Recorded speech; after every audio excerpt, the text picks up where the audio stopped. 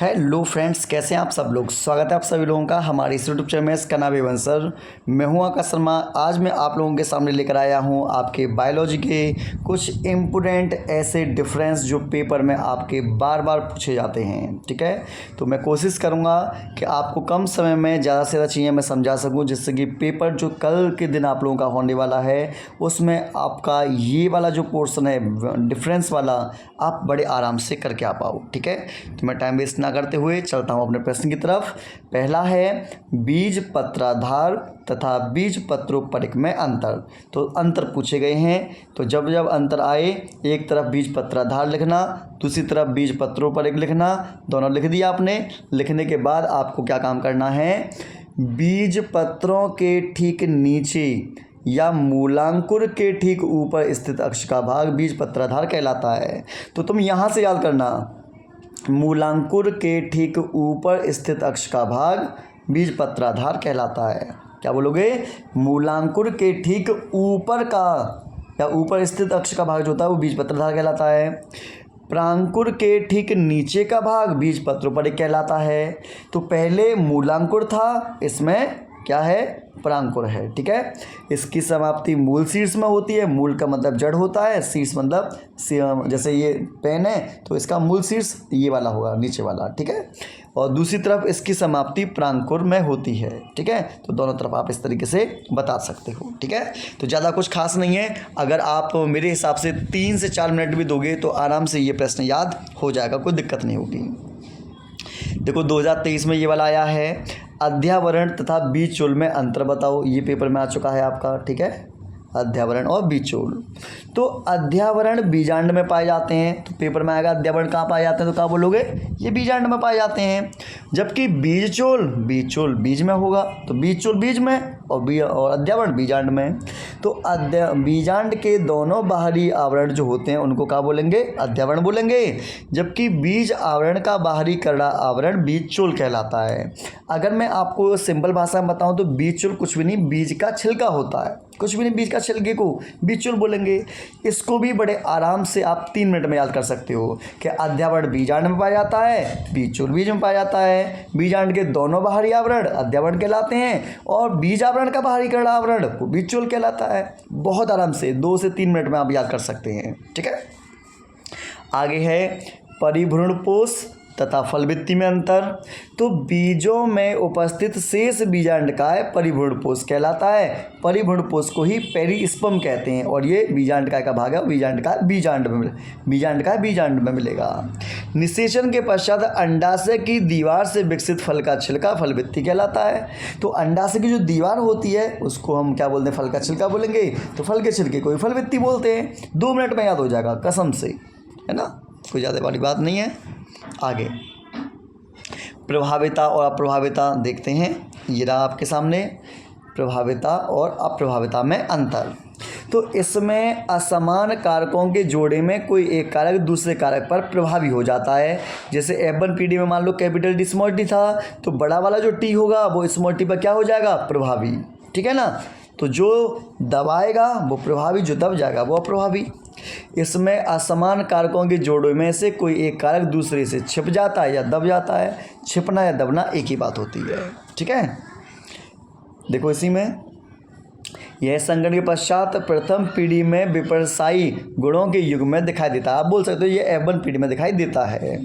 यह संगठन के पश्चात प्रथम पीढ़ी में विपर्यायी गुणों के युग में उपस्थित तो होता है किंतु प्रकट नहीं होता। मतलब capital T small T F1 पीढ़ी में जो होता है तो कैपिटल टी स्मॉल टी को दबा देगा, तो कैपिटल टी F1 पीढ़ी में दिखाई देगा, लेकिन स्मॉल टी उपस्थित है तो सही, लेकिन ये अपने आप को प्रदर्शन नहीं कर पाता। ठीक है ना, तो ये भी बड़े आराम से आप 2 मिनट में याद कर सकते हो। ठीक है, और जो आपका ना हो रहा हो आप भाई उसका स्क्रीनशॉट ले लेना। देखो समयुग्म जी और विषमयुग्म जी में अंतर 2023 में ये पेपर में आ गया है। इसमें एक कारक के दोनों युग्म विकल्पी समान होते हैं। देखो कैपिटल टी स्मॉल टी दोनों समान हैं तो समयुग्म जी। इसमें एक कारक के दोनों विकल्पी असमान होते हैं। असमान का मतलब अलग अलग होते हैं। कैपिटल टी स्मॉल टी तो एक बड़ा है और एक छोटा है। ठीक है, जनन के समय जनन के समय एक ही प्रकार के क्या बनते हैं, जनन के समय एक ही प्रकार के युग्मक बनेंगे, जैसे कैपिटल टी, अलग अलग प्रकार के युग्मक बनेंगे जैसे कैपिटल टी स्मॉल टी। इसकी संतान जनक के समजीनी व समलक्षणी होती है। समजीनी का मतलब जीनोटाइप और समलक्षणी का मतलब फिनोटाइप, ठीक है। इनकी संतान में प्रभावी या अप्रभावी दोनों लक्षण होते हैं, प्रभावी या अप्रभावी दोनों लक्षण देखने को मिलेंगे, तो आराम से याद कर सकते हो, कोई दिक्कत वाली बात बिल्कुल भी नहीं है। यहाँ दिखाई दे रहा होगा आपके सामने एक संकर द्विसंकर, एक संकर का मतलब एक संकर संकरण प्रयोग, द्विसंकर मतलब द्विसंकर संकरण प्रयोग। एक ही लक्षण के दो विभिन्न गुणों का अध्ययन किया जाता है, एक ही गुणों के, जैसे कि जैसे लंबाई की बात करी हमने, ठीक है, तो एक लंबापन बौनापन, शुद्ध लंबे पौधे शुद्ध बौने पौधे इसमें आए थे। दो विपर्यायी लक्षणों का अध्ययन किया जाता है, जैसे गोल पीले बीजों का संकरण हमने झुर्रीदार हरे बीजों के साथ कराया था। यहाँ पर शुद्ध लंबे पौधे का संकरण शुद्ध बौने पौधे के साथ कराया था, तो ये तो क्या हो गए एक जोड़ी, और यहाँ पर क्या हो गए दो जोड़ी, ठीक है। ऐसा जीव जिसमें एक जीन स्थल पर युग्म विकल्पी विषम युग्म जीव होता है, हाँ ठीक है। ऐसा जीव जिसमें दो जीन स्थल पर युग्म विकल्पी भिन्न होते हैं, तो यहाँ पर एक आएगा, यहाँ पर दो आएंगे, दूरी का मतलब दो, एक का मतलब एक। लास्ट सिर्फ एक ही लक्षण में भिन्न होता है, हाँ सिंपल, जब भी तो एक संकर क्रॉस बोला, दूसरी तरफ दो लक्षण के लिए भिन्न होता है, हाँ सही बात है। तो ऐसी कुछ खास दिक्कत तुम्हें आएगी नहीं। ये है F1 पीढ़ी और F2 पीढ़ी में अंतर है। यह प्रथम संतति पीढ़ी है, ठीक है, यह द्वितीयक संतति पीढ़ी है, ठीक है। ये जब जनक पीढ़ी में क्रॉस होता है तो इस प्रकार उत्पन्न संतति को प्रथम पीढ़ी संतति कहते हैं। जब प्रथम संतति पीढ़ी का क्रॉस आपस में कराया जाता है तब उत्पन्न संतति पीढ़ी को F2 पीढ़ी या द्वितीयक संतति हम बोल देते हैं, कोई ज़्यादा दिक्कत वाली बात नहीं है। यहाँ है यूकैरियोटिक डीएनए और प्रोकैरियोटिक डीएनए में अंतर। तो यूकैरियोटिक डीएनए तो हमारे अंदर होता है, तो यह केंद्रक में प्लास्टिक मतलब जो हरी पेड़ पौधे होते हैं उनके अंदर माइटोकॉन्ड्रिया हमारे अंदर मिल जाएगा। प्रोकैरियोटिक यह कोशिका द्रव्य में पाया जाता है। केंद्रक में ये रेखीय होगा और ये कैसा होगा, वृत्ताकार होगा। बहुत सिंपल है, क्लास में पढ़ा चुका हूँ इनको। तो पुनरावर्ती डीएनए अनुषंगी डीएनए में अंतर है ना, पुनरावर्ती डीएनए अनुषंगी डीएनए में अंतर, ये भी मैंने क्लास में पढ़ाया था। यह डीएनए के फैले हुए भाग हैं, जीनोम में प्रतिलिपि में उपस्थित नाइट्रोजन क्षारकों के अनुक्रम हैं, सही है।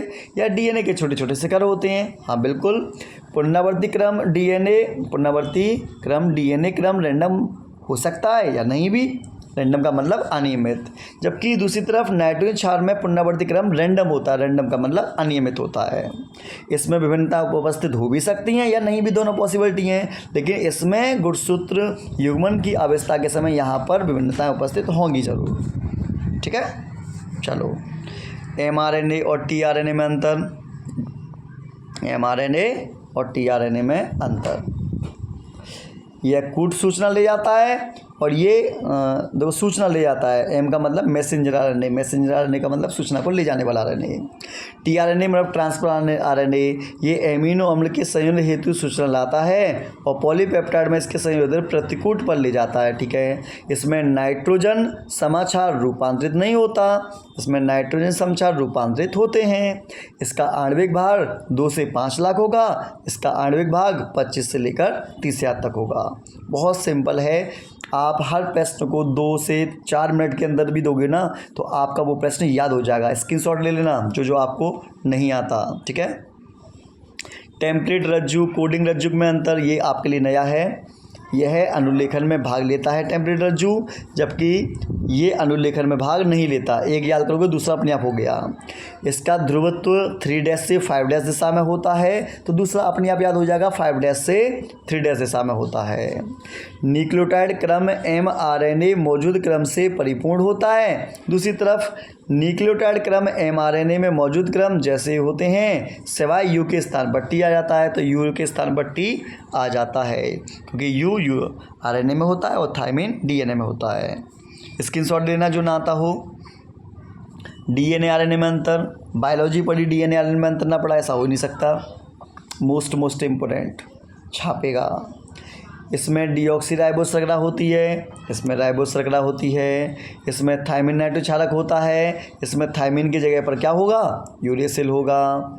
जो डीएनए होता है, तुमको पता होगा डीएनए में 2 कुंडलियाँ होती हैं, आरएनए में केवल 1 कुंडली होती है। ये अनुवांशिक पदार्थ होता है, ठीक है, और ये अनुवांशिक पदार्थ तो नहीं है, प्रोटीन संश्लेषण में विशेष प्रकार से योगदान देगा, लेकिन कुछ ऐसे विषाणु होते हैं जिनमें ये अनुवांशिक पदार्थ की तरह काम करता है। आगे, यह केवल केंद्रक के क्रोमेटिन सूत्र में पाया जाता है। ये आपके केंद्रक द्रव में, केंद्रिका में और कोशिका द्रव में ये मिल जाएगा। इसमें द्विगुणन की क्षमता होती है, इसमें द्विगुणन की क्षमता नहीं होती। बात खत्म, इतना कर देना, कोई दिक्कत वाली बात नहीं है। सहज को जन्मजात प्रतिरक्षा बोलते हैं और जो उपार्जित प्रतिरक्षा है, क्लास में ऑलरेडी हम वैसे पढ़ा चुके हैं आपको। सहज प्रतिरक्षा एक प्रकार की अविशिष्ट है और ये रोग विशिष्ट, ये जन्म के समय से मौजूद होती है। इसका अभिलक्षण स्मृति है। बी और टी कोशिकाएं, बी का मतलब होता है जी बोन मैरो से बनती हैं, टी का मतलब थाइमस में परिपक्व होती हैं। आगे, यह प्रतिरक्षा हमारे शरीर में बाह्य कारकों के प्रवेश के सामने विभिन्न प्रकार के अवरोध खड़ी करती है। शारीरिक अवरोध में त्वचा आ जाएगी, कार्य अवरोध में लार आंसू आ जाएंगे, कोश के अवरोध में WBC आ जाएगी, साइटोकाइनिन अवरोध में इंटरफेरॉन आ जाएगा। क्लास में मैं पढ़ा चुका हूँ, मिल जाएगा। हमारे शरीर में जब पहली बार किसी रोगजनक से सामना होता है तो यह एक अनुक्रिया करता है। बाद में उसी रोगजनक से सामना होने पर बहुत ही उच्च तीव्रता की अनुक्रिया करता है। यह स्मृति पर आधारित है। स्मृति का मतलब ये मेमोरी पर आधारित होता है। तो यहाँ पर मुख में लार, आँखों में रोगाणु वगैरह ये सब चीज़ मिल जाएंगी। मानव में चेचक के प्रति प्रतिरक्षा ये मिल जाएगा आपका, ठीक है। हाँ, सक्रिय और निष्क्रिय प्रतिरक्षा ये भी इम्पोर्टेंट है। जब व्यक्ति के शरीर की अपनी कोशिकाएं रोगाणु के प्रति प्रतिरक्षा पैदा करती हैं तो इस प्रकार की कोशिकाओं को सक्रिय बोलेंगे। जबकि शरीर की रक्षा के लिए बने बनाए प्रतिरक्षी सीधे शरीर को दिए जाते हैं तो इसी को हम क्या बोलेंगे, निष्क्रिय प्रतिरक्षा बोलेंगे। बहुत सिंपल है, आराम से हर पेस्ट को 2-2, 3-3 मिनट दोगे हो जाएगा। यह धीमी प्रक्रिया करेगा, ये तुरंत राहत पहुंचाएगा। शरीर में कोई कठिनाई नहीं है, कोई साइड इफेक्ट नहीं है। इसका साइड इफेक्ट हो सकता है, ये पूरे जीवन का भर कार्य करेगी, इसका प्रभाव कुछ समय के लिए होगा, ठीक है। यहाँ मानव में चेचक से प्रतिरक्षा हो जाएगी और दूसरी तरफ हमारा जो होगा काली खांसी, टेटनस, पोलियो ये आ जाएंगे। खाद्य श्रृंखला और खाद्य जाल में अंतर, ठीक है, इसका स्क्रीनशॉट ले लो। ये एक पारिस्थितिक तंत्र में ऊर्जा का एक दिशीय प्रवाह जिसमें स्थित श्रृंखलाबद्ध तरीके से जुड़े हुए जीवों के द्वारा होता है। जीवों की श्रृंखला को खाद्य श्रृंखला कहते हैं। जैसे घास को बकरी, बकरी को भेड़िया, भेड़िया को शेर खाएगा तो ये खाद्य श्रृंखला बन जाएगी। दूसरी तरफ पारिस्थितिक तंत्र में सामान्यतः एक साथ कई आहार श्रृंखलाएं पाई जाती हैं। ये आहार श्रृंखलाएं हमेशा सीधी ना होकर एक दूसरे से आड़े तिरछे जुड़कर एक जाल बनाती हैं, जिससे खाद्य श्रृंखला के इस जाल को खाद्य जाल कहते हैं। तो स्क्रीनशॉट ले लेना, पढ़ के चले जाना, कोई दिक्कत नहीं है। ये मैंने बता दिया था लेटर ऑफ बर्थ वाला जो है, इसका भी स्क्रीनशॉट ले लो। यहाँ पर कागज़ की जगह पर आपको क्या काम करना है, पॉलीथीन कर देना, ठीक है। उत्पादक अपघटक में अंतर, उत्पादक जो होते हैं अपना खाना स्वयं बनाएंगे। यह एक ऐसी प्रतिक्रिया है जिसमें प्रकाश संश्लेषण के यौगिक द्वारा कार्बनिक भोज्य पदार्थ का निर्माण होता है। तो ये अपना प्रकाश संश्लेषण द्वारा खुद भोजन बना लेंगे। हरे पेड़ पौधों में ये देखा जाता है। यह एक ऐसी प्रतिक्रिया है जिसमें जटिल कार्बनिक तत्व सरल अकार्बनिक तत्वों में तोड़ दिए जाते हैं। ये जीवाणु और कवक में होता है, ठीक है। अपघटक मतलब सूक्ष्म जीव आते हैं इसमें। तो इस तरीके से मैंने बहुत सारे ये वाले क्वेश्चन करा दिए। इन प्रश्नों को आप पढ़ के जाना और एक बार रिवाइज करके जाना तो आराम से आप लोगों का हो जाएगा, ठीक है। कोई भी समस्या अगर आपको आती है तो आप हमें कमेंट में बताइए, आपकी समस्या का समाधान जल्दी कर दिया जाएगा। चलो मिलते हैं ऐसी एक और फिर वीडियो में।